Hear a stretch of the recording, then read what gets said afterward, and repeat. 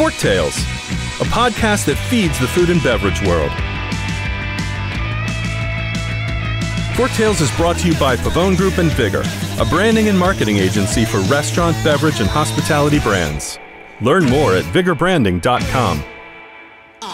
If you love what we're serving up, please give Forktales a 5-star review on your podcast service of choice. Think of it as a tip for good service.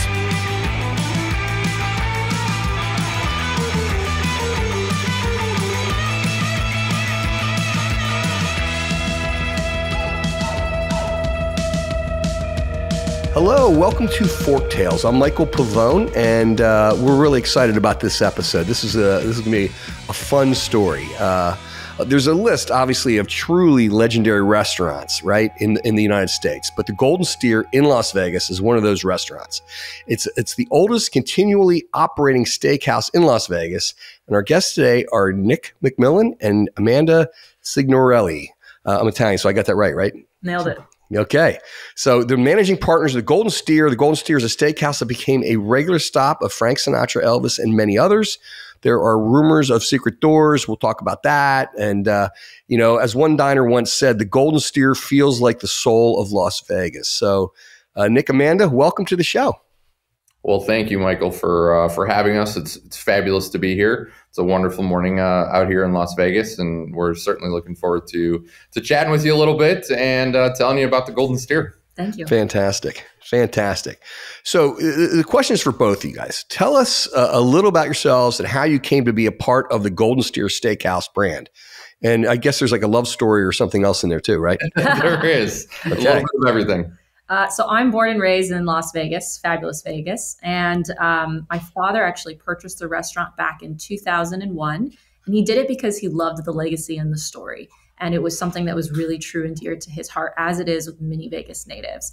Now, I left Vegas and went out to Chicago, where I met this lovely, charming gentleman. And at some point I said, hey, why don't we jump in? And since you are got a bit of a background on the culinary side and I'm on the kind of data and marketing side, why don't we put our heads together and jump back in and return to Vegas and give it a shot? That's awesome. So, Nick, you made breakfast somewhere along the line for her? Is that how the culinary side? I tried. I burned some boiling water, but originally from the Chicago area. I actually spent most of my career in the technology space. The interesting wrinkle is that I studied in Rome when I was in college and really fell in love. Of course, the Europeans have such a different relationship with food and dining. And I came back to the States. I thought I wanted to move into the culinary hospitality world. So I did culinary school. My cousin owned a restaurant in Chicago that I cooked in his kitchen for a while, but ultimately said, this is crazy. Who in the right mind would ever want to own a restaurant?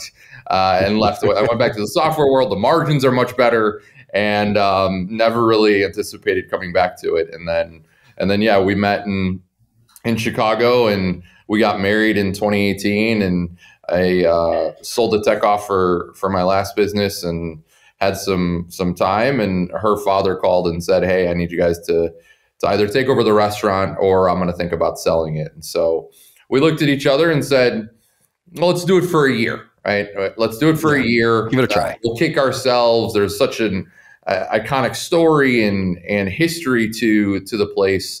So that year started March 1st of 2019. And of course, a year later, the world changed with COVID. And so now here we are. That's awesome. So, obviously Vegas has a storied history, all kinds of neat and maybe some bad background stuff. And your steakhouse has kind of been in the center of it all, hasn't it? If I remember, I think it's like almost 3 different historical chapters. So didn't you have people coming from California, coming out through the West, maybe to hunt? And the restaurant was a part of that. Can you talk about that a little bit? Yeah, so we first consider ourselves, and you nailed it, we really think about it as stages and horizons of history, which is really wonderful to see how the restaurant itself has absorbed it. So the very first one was, we called ourselves a period of the Wild Wild West, friendly for the cowboys.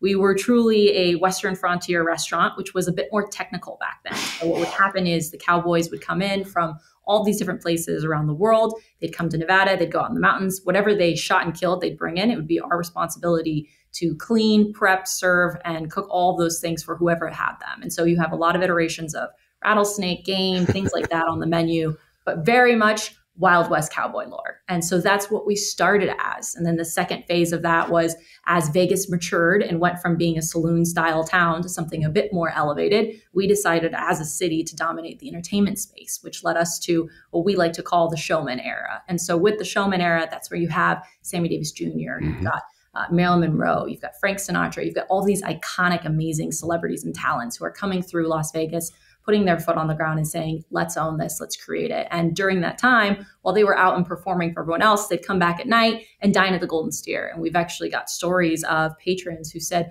oh, I remember my father and my grandfather used to come to the Steer because Frank Sinatra would get up on a table, drinking whiskey, smoking a cigar, and serenading the rest of the restaurant. Just really amazing moments that you wish you could see. Of course, when you've got the showman and you've got the glitz and glam, you very quickly have the seedy underbelly, which ends up being the mob style. And so where all the fabulous, flashy people come, mob's there. And that is not surprising, especially when it started with someone like Tony Spilotro, who came from the Hole in the Wall gang. And he made his mark in his business in Las Vegas, as he liked to call a jewelry shop. I think of it more as a pawn shop because everything he had, you stole from a celebrity. You could just buy it back. So he began in Vegas and brought the rest of his friends, we'll call them lovingly, to the Sphere to have meetings. And that began the mob period where they spent a ton of time here. It led to the mob room. We had the maitre d' trying to exchange and make sure that we had the right mob partners, not sitting right next to each other or in different rooms if we needed to. And it created quite a different ambiance. It's amazing. And it's really, I mean, again, so I can say this, I'm Italian. So I'm always, the old mob is, I mean, I think the greatest business movie ever made was The Godfather. And I swear by that. I think that is the best business movie ever made. And so, and the greatest movie ever made. So I love all of that mystique. I've been to your restaurant and the food is phenomenal. I'm not pandering. It really is phenomenal. But you almost get that vibe when you walk in there, like with the brown booze and you have the people's names on it who used to hang out there. It's amazing. So you had obviously all the showmen, you know, the whole Brat Pack was there. I know that there you have the picture behind you. But you also had celebrities like Joe DiMaggio, right? You had, I think, was Ali there? I mean, I think you had lots and lots of sports figures. I mean, I guess anybody that popped in Vegas had to go to the Golden Steer. Yeah. So yes, Muhammad Ali celebrated his birthday here. Mario Andretti, yes, Joe DiMaggio, some more local folks. So the comedian ventriloquist Terry Fader. And then my favorite, one of my favorite stories, of course, is Mr. William Baxter. So William Baxter is a famous, for a number of reasons. One, very, very successful professional poker player. But also very well known because he sued the United States federal government in a case that went all the way to the Supreme Court. And he argued that poker is a game of skill and not a game of chance. And that it should be taxed as income instead of gambling winnings. Gambling winnings are taxed higher than income is. He ultimately won it. And permanently recategorized poker winnings for players across the country. And so I think it's a great example of kind of the Vegas stories that you find here that fly a little bit below the radar. Yeah, it's crazy. And again, so much history. I think of all the, and it makes sense, right? Like we talked about like the mob and stuff like that. Well, in every movie, I mean, they got to go somewhere that's sort of like a neutral ground, right? Where they're not going to be talking inside the casino or, at their hideout. So they're going to go someplace where there's other people and all that. And the Golden Steer was sort of like a centerpiece for that, wasn't it?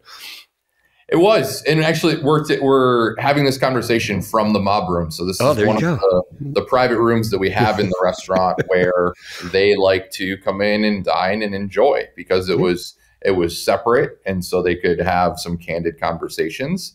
Also very close to a back hallway that we had so that they could sneak in and out as they needed to, because one of the other booths that we have is Ralph Lamb, and Ralph Lamb was a very well-known sheriff here in Vegas at the same time as the mob. So he was kind of chasing them around.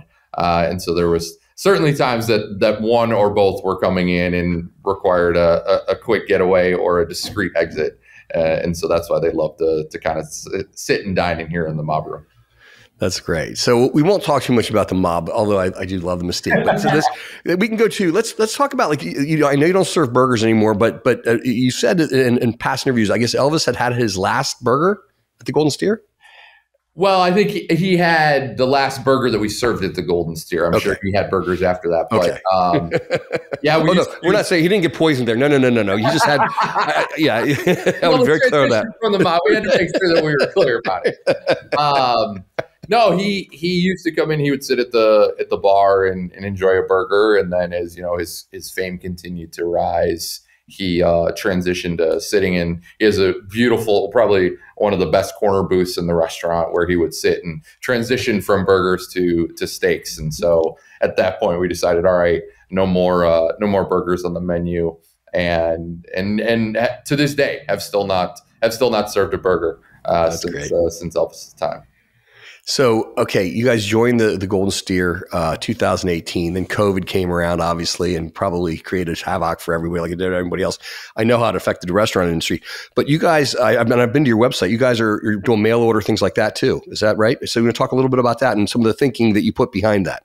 Yeah, absolutely. So when COVID first hit, we both looked at each other, and credit to Nick, he was really early on in this. We were actually planning for COVID in the December of the year prior. So we were looking out and thinking that there was going to be something that changed the restaurant dramatically. It was a question of what and how, and more importantly, how long. And so a lot of restaurants were looking at, do we do a to-go option? But the reality is our restaurant is on the Strip with the world being shut down. We don't have anybody here. Even if we wanted to deliver, given the radius, by the time the product got there to most of the suburbs that are going to be 20, 30 minutes away, the product integrity and quality was going to be disastrous. So it did not make sense for us to try that.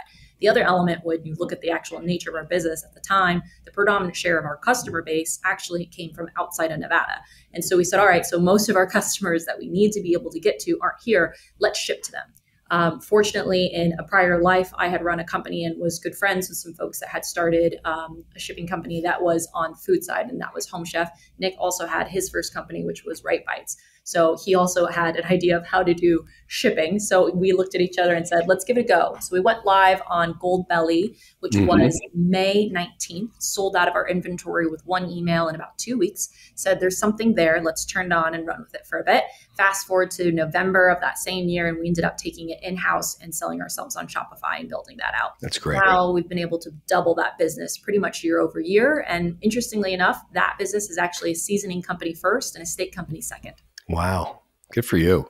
Well, I mean, there was the mail order steaks before, right? People had that. That's something that, existed. So, that's great. And it's good to still have that. But the seasonings that's what makes you guys special, It's a ton of, and it was, something, so Sergio is our master butcher. He's been with us for almost 4 decades at this point. Wow. And he, over the years, has developed a seasoning blend in it. We use it on steaks in the restaurant. But it really came, during COVID, we did virtual private dining, which was, we had all these conventions cancel, all these corporations that looked to do virtual events. And so we had our iteration of that, which is we would send a box of ingredients for a 3-course meal. So our world famous Caesar salad, ribeyes, the cream corn, twice baked potato, and then of course the bananas Foster. You can't forget a little taste of sweet at the end. But one of the items was Sergio's seasoning. And as we did more of these events, and we did them for folks like Dell and Cisco and NASA and Second Watch, people started asking, like, hey, this Sergio seasoning, can we buy this separately? And so a light bulb went off, and it was, I think, 1.5 years after we first started selling steaks that we then allowed folks to buy and brought the Sergio seasoning to market, which then kicked off a line of seasonings. And now we have a line of compound and flavored butters that we also ship out as well. So it's been a real evolution of that online piece that, I don't think without COVID, I mean, we probably would have exported a little bit, but it was really a driver and catalyst for, expanding into that online space. Yeah. I mean, it's brilliant. And look, necessity is the mother of invention, right? You guys, I know restaurants are hard, and it can be a daily grind, whether you have 1 or 50, or if you're a franchisor, to then start an online, really, in a way, a CPG business, right? I mean, e-commerce business, it's a whole other world. I mean, it's a whole other venue. So it's really kind of cool that you were able to have the energy, the fortitude, and the desire to drive that way. That's awesome. And kudos to you guys for doing that. And that is, Amanda has really taken that by the horns and driven that to an amazing extent. I think it's wild. I mean, it's been a long journey, right? We're almost 4 years in, but it's been exciting to see kind of how that has evolved and changed. Because it's an entirely different world. Sure. The digital ad space is of course massive. And so it's been fun to kind of lean into that, and it's to see where the two have fed off of each other, I think is very exciting for us. And so as an example of that, it used to be two sister brands. So we had Golden Steer Las Vegas as one of the domains, and then Golden Steer Steak Company. And it was only in March of this year that we kind of brought it all under one umbrella, Sure. goldensteer.com, which really, we saw a lot of benefits and, of course, and value to it, which is bad. Yeah, I mean, that's super smart. I mean, this all came about, like Forktales, this podcast all came about because we have an agency. My background is advertising marketing, and we have a holding company. And in our company, we created different brands. And one is Quench, which is CPG food and beverage. And when we were doing that, people would come and say, hey, you should, market our restaurant, or can you do restaurants? And everyone thinks, well, restaurants, food and beverage, right? So it's the same as CPG, but it's not. And you guys know that because you've done both. So we created Vigor, took on a brand called Vigor, which is a restaurant branding and marketing agency. And they are very different. I did it because they're different. And we have different skill sets in there. And it's retail and the speed of retail on the restaurant side, and CPG is just a different animal. So, I mean, kudos to you guys again for doing both. I see that a lot because we'll have a lot of folks on that'll be, they'll start with a food product, a CPG, and they'll create restaurants from it, or they'll have a restaurant and then things will emanate off of it. We just did a thing with Guy Fieri, with his sauces. We just did a thing with, I'm trying to think who else was, it doesn't matter, but we've had a lot of these guys. A Home Run Inn is another one who's started out as a restaurant and now they're, they're phenomenal pizza, right? So it's really kind of neat to see these evolutions and how they grow. So thank goodness that the whole industry of the conventions is back. I'm sure that's great for you guys. In fact, and believe it or not, I'm not just saying this. We have 15 people coming in to your restaurant. I think it's in October. If that reservation is not made, we have one of our companies in our holding company is a company called Varsity, which is senior living. We market and brand retirement communities around the country. And there is the acronym is SMASH. I'm not sure exactly what it stands for, but they're having a convention in Vegas. And so we're bringing a bunch of clients fabulous to the restaurant. Yeah. So I'll have to make sure they get the bananas Foster. So, oh yeah. But now let's stay on your food. Your Caesar salad's killer. I was at the restaurant and the gentleman that served, to talk about him a little bit. Yeah. So our longest tenured server, a gentleman named Vanko, who's been with us for also almost 40 years. And we calculated that we think that he's made somewhere in the ballpark of 375,000 Caesar salads in his career. So he tells some wonderful stories. He's been in Vegas for a long, long time and has met some incredible people. And, one of them, most interestingly, coming back to kind of the mob era. So Tony Spilatro, Amanda talked about his jewelry store. It was right next to the Golden Steer, which is why he would come in. And one of the gentlemen on his henchman team was Frank Collada. And Frank Collada, there's a ton of stories and books and podcasts about him because he actually was an informant and went into witness protection for a long time and then came out of it. And he would still, after he came out, he would still come in and dine at the Golden Steer. And Vanko was the only server that he would really allow to wait on him. And so they had a special relationship. And Vanko, has some tremendous stories and is still with us. We are grateful through all of the craziness of COVID.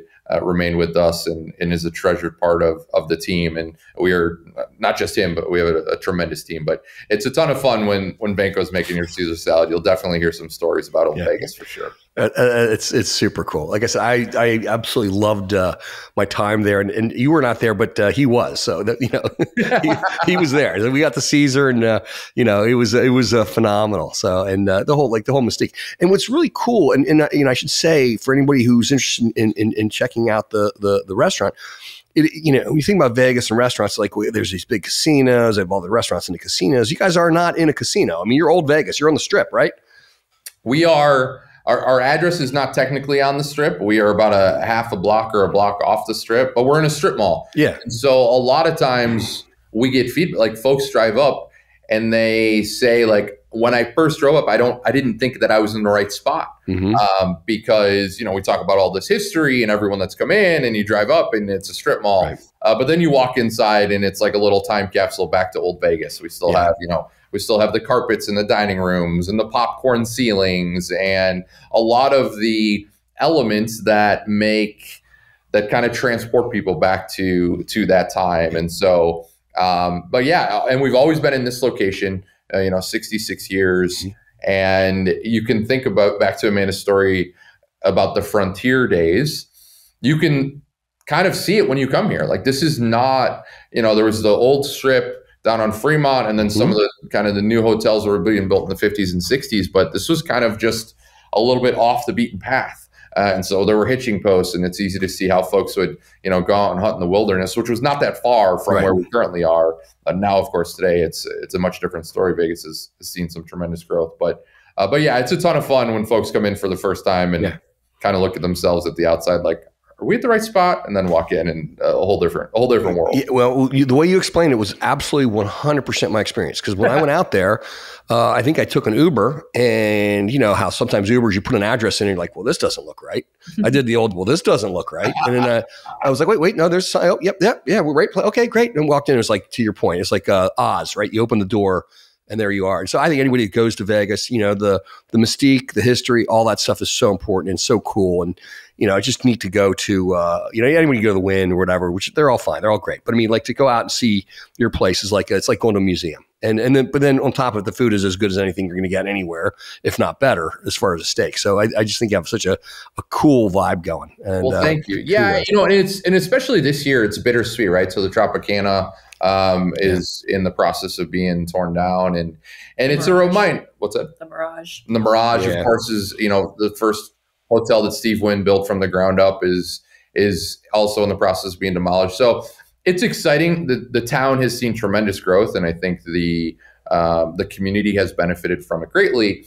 But it's also a little bittersweet because these icons of the past kind of are continuing to transition, and so we look at ourselves and we think, and we talk a lot about it a lot with the team, that we feel like stewards of this brand that has managed to survive 6 decades plus, and that we hopefully would love to celebrate another 6 decades past this. So it's been the town is wild. It's been really great, but yeah, it's kind of always in that transition period.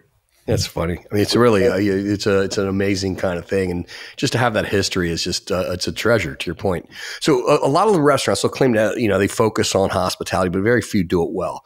What's your secret? How do you make it real and make sure that your staff brings that to life every day? It's a great question. I'm from, or like I said, I'm originally from the tech world, and so it's been phenomenal to see. Just want to talk about for a second, I think the work ethic and the quality of people that are in the industry is tremendous. And I think, people really that are in this, like, have a passion for it. And I think Vegas itself is unique in that. And I think it starts with people.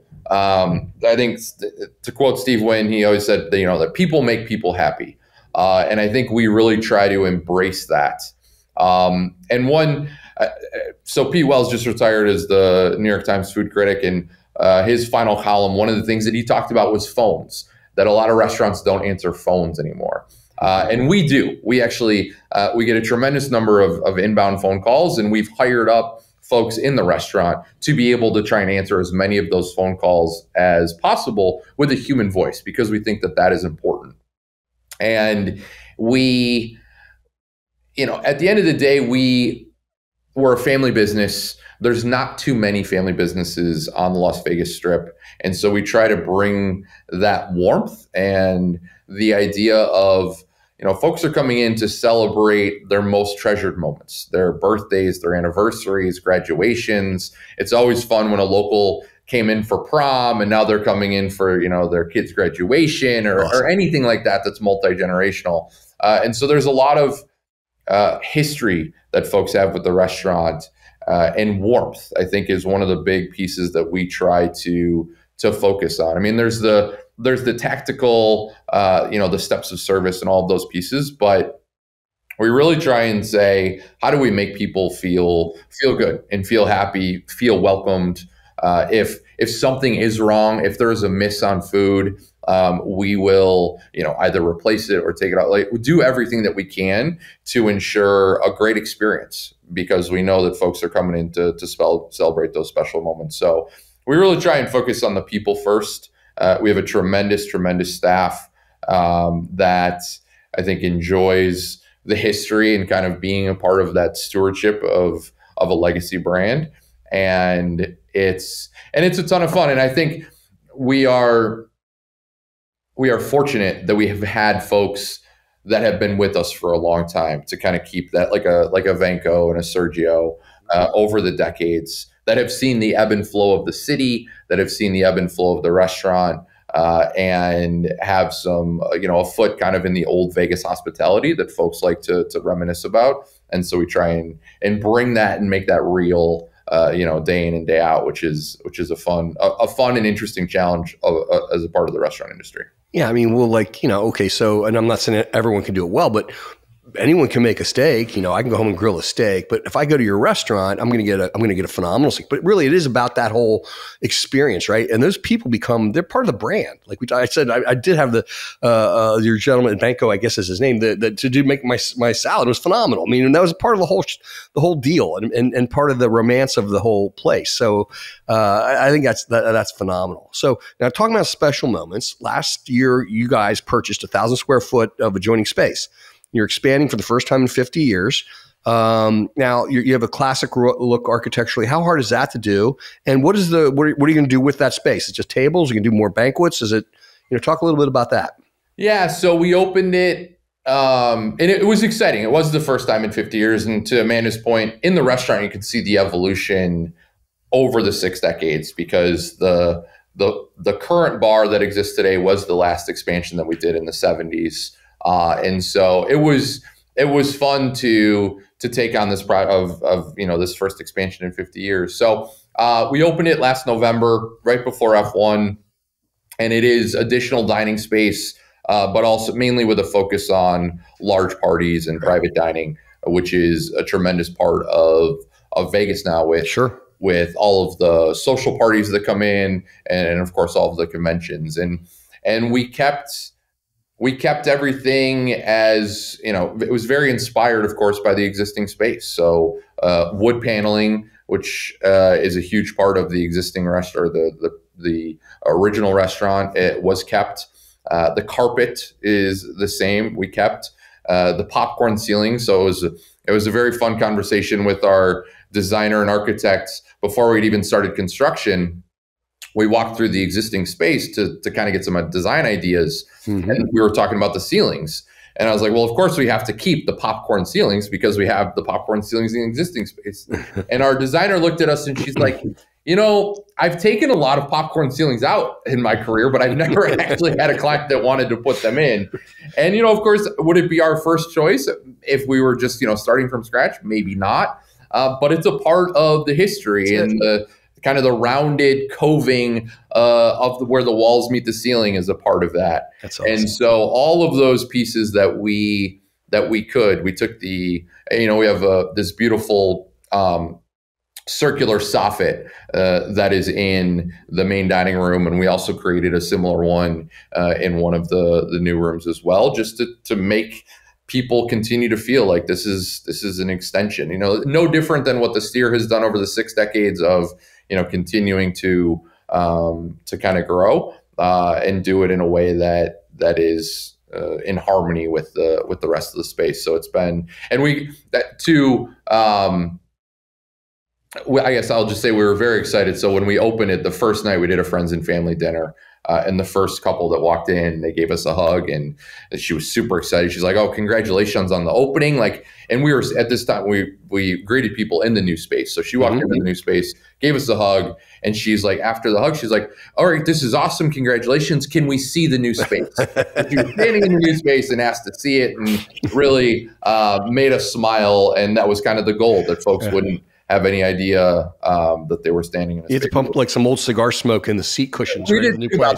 All right. I joked with the mill workers that I was going to have, bring in like 4 and 5-year-olds with like keys and like socks to like mark up the woodwork to make it look aged. That's awesome. That is awesome.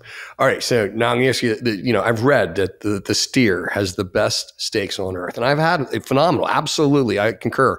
Now you're the couple that makes the best steaks. So I'm going to ask something personal. Amanda, I'm going to start with you. What's your favorite cut, and how do you like it cooked?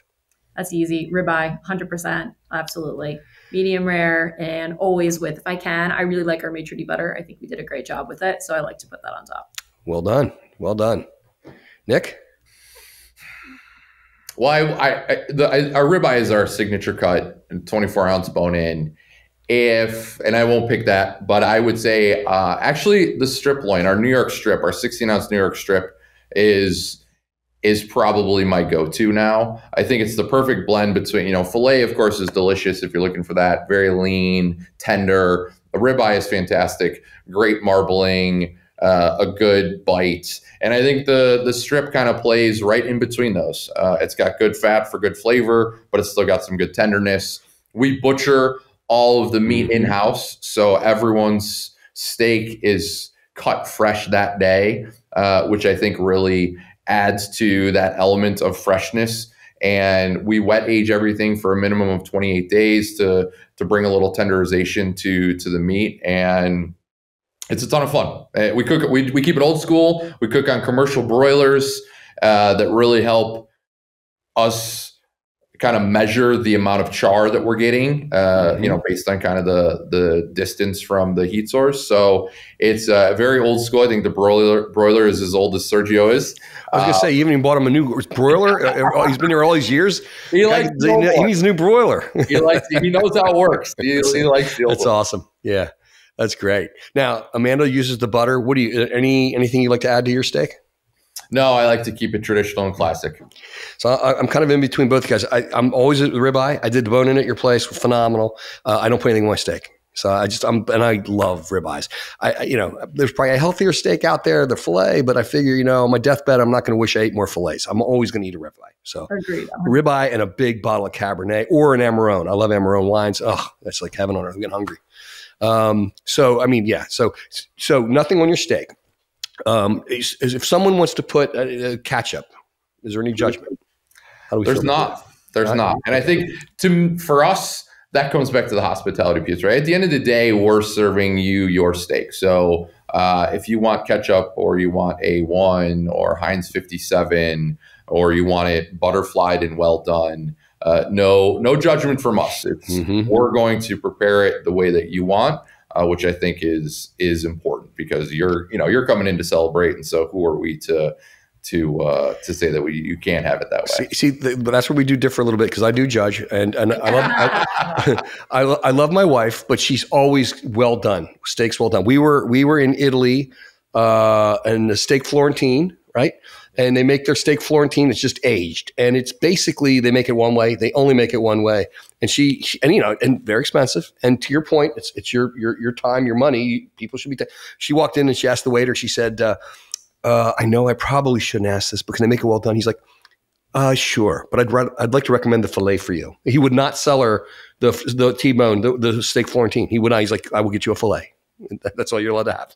And she was happy with that. She was okay with it, but that's the truth. And I have one other anecdote. Like when I started my illustrious career, I think a lot of people did, and I think everyone should. You start in a restaurant. I just think that is like the greatest education anyone can have. That, and I think everyone should have to sell something. Like, I don't care if it's like subs for your baseball team or Girl Scout. I think everyone should sell something, and everyone should work in a restaurant. And in my illustrious career, I started out at this restaurant, and it was a gentleman by the name of Hobart Umberger. And he had a restaurant he did very, very well with. He had a bunch of restaurants at one time called Ummy's, just a local fare. It wasn't like, it was like all one-offs. When he was getting ready for retirement, or as he aged, he didn't need money and he didn't care about serving a million meals. He wanted to make everything by hand by himself. So he created this thing called Hobart's. And it was high-end, very high-end, Hershey, Pennsylvania. So we would get a lot of people in from the factory, a lot of dignitaries, lots of C-suite types of folks. He had one bottle of ketchup. One. And it was next to a knife in the kitchen behind him. And inevitably, Hannah was the waitress. I can still picture it like it was, and he did these things, these tornadoes of beef. He would do these center cuts of the filet. And he was very proud of those. And inevitably, it would be this thing. And Hannah would be all nervous and stuff. She goes, open the door in the kitchen. I was washing dishes, by the way. And she'd be like, Hobart, I don't want to hear any shit. I know you're going to yell. I need the ketchup. And he would be like, he'd start throwing stuff and he's like, Jesus, and he'd be banging stuff. And he was like, who the hell? And he knew because he made everything by hand and he made it. He was like, that's the guy that just ordered the fillets, the tornadoes of beef. And he's like, there, I'll be damned if I'm going to have my, anyway. So I'm glad we had that question on it because it's a thing.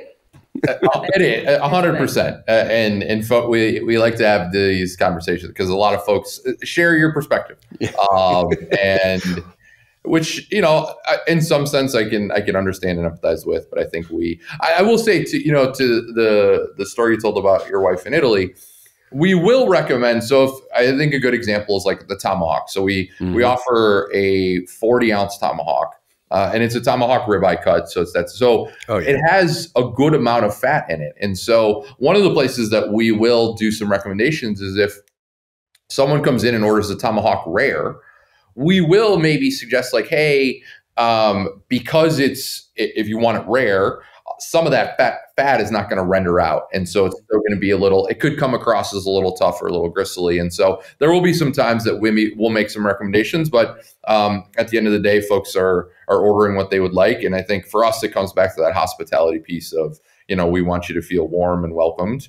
And I don't know if you can feel too welcome if you order ketchup with your steak and you hear the chef in the back banging pots and pans. And he did, but he didn't care. Like he was like he would rather them left because at his point in life he was just an artist and he wasn't looking for money and it was just that was his like passion project. So it's just it's crazy. But so all right, so now we have a phenomenal steak. You guys make the best steak on earth.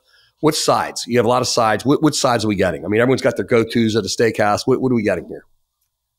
Ooh, so I always love the twice baked potato. I think it's phenomenal. I think it's our go-to. We actually at one point were featured in. There was like an Idaho Potato Gazette that came out after for an interview because they're like, "Oh, we've heard that you've got the biggest potatoes." I was like, "Well, if it's coming from the Idaho Potato Gazette, I'm pretty honored to hear that." That's great. Yeah, the twice baked is great, and then our cream corn. I love our cream corn. It's certainly got its sweetness from the corn. And then we use cinnamon. And I heard a customer described it as like, it's like taking a bite of Christmas. And I hadn't heard that before. And I was like, that perfectly summarizes kind of the cream corn. And so it's I love to take a little cut of steak, kind of drag it through the cream corn a little bit to get some of that sweetness. And for me, it's one of the most perfect bites. Fantastic. That's awesome. And then for dessert, I think I know the answer to this, but. I mean, our table side desserts, they're a ton of fun, right? Anytime you're going to light something on fire for a dessert, it's awesome. But I think, it's in their classic, in their pure, and they're simple. But executed very well. So, I mean, I'm partial. We do 2 tableside flambe options, our bananas Foster, our cherries Jubilee. Mm-hmm. I am partial to the bananas. I think we use brown sugar with it and a little banana liqueur, some 151, little orange zest. And it is excellent. But Amanda has a separate opinion. So we ran this interesting test where a problem we were running into was, when people make a reservation at the Golden Stair, let's say it's a party of 6, only one of you are probably giving us your information, whether it's your phone or your email or what have you. And so if you want to continue to build a relationship online with the rest of the party in there, how do you get them to go to your site or engage or have some sort of back? And so we realized that what is really strong is our social media presence. We are one of the most, if not the most viral restaurant in America on TikTok. We just passed 175 million views of hashtag Wow. Beer. And so we were like, okay, what can we do to combine this in honor of our 65th? And how do we create what I call an organic trigger? So if you're dining, you then do something else. And so I was like, okay, let's play with the flames. What can we do that's going to be a flaming dessert that can be exciting, that can be different? And so we worked and created something called the Sapphire Jubilee in honor of the 65th anniversary. And of course, you like throw some blue in there. The servers hated it because they were always covered in like blue dust on their white shirts. It was a little messy, but it was fabulous. And it really did turn bright blue flames. And so I was like, okay, let's try it. We're going to make it where you can only order it if you have the code word from TikTok or Instagram. Wow. I like it. People will look up on there or say something, or then when the server says that to them, if they'll follow us or try and find it. And sure enough, I was like, I have no idea how this is going to go. First night comes, and within like the first, I guess, hour of opening, boom, somebody ordered it with the code word. I'm like, all right, we've got something. And it was, to this day, it's my favorite version of that flambe dessert. That's excellent. The marketer in me is very proud and honored. That's fantastic. I mean, I love it. Really, that's awesome. So I had the bananas Foster, and it was wonderful. So I have one last question for you guys, and then you're free to go. And you can't say the golden steer, but if you have one final meal, what would you eat and why? So for me, it's risotto. Risotto is probably one of the first dishes that I really started to make during culinary school and just kind of fell in love with. I studied in Rome, Italian heritage, and I love, like, to me, it's like such a pure distillation of Italian cooking, right? It's very, at its core, it's very simple, but there's a lot of ways that you can go wrong with it. Mm-hmm. And it takes some work, right? You have to be standing over it with your wooden spoon, kind of slowly adding stock. And it's also it's kind of also almost a blank palette. So you can add portobello mushrooms or butternut squash or asparagus or any number of things. And so I think I love risotto, and that would probably be if I had to pick a final dish, that would be it. Nice. Amanda, you can say Nick's risotto if you want. I mean, it's close to that. So Nick is actually was very kind, and he knows this well. Something that he makes for me on all of the special occasions is a beef Wellington. And nice. I'm very picky about how I like my beef Wellington and all the things, and he's like really nailed it down. I wasn't before. He's now like spoiled me, and I blame him all the time. I'm like, you've created the monster here. So it would be the beef Wellington that Nick does make for me. That's awesome. It's amazing, and it's my favorite. Guys, I want to thank you. This was fantastic. Like I said, the first time I ever had a couple, and you guys were great. There was no fighting. It was close, I thought, there for a while, or the desserts, but that was good. That was good. You guys do great. So thank you so much. It was my honor to talk to you guys, and I really appreciate your time. Well, thank you so much for having us on, Michael. It was an awesome conversation, and we certainly appreciate being here. Pleasure. Good deal.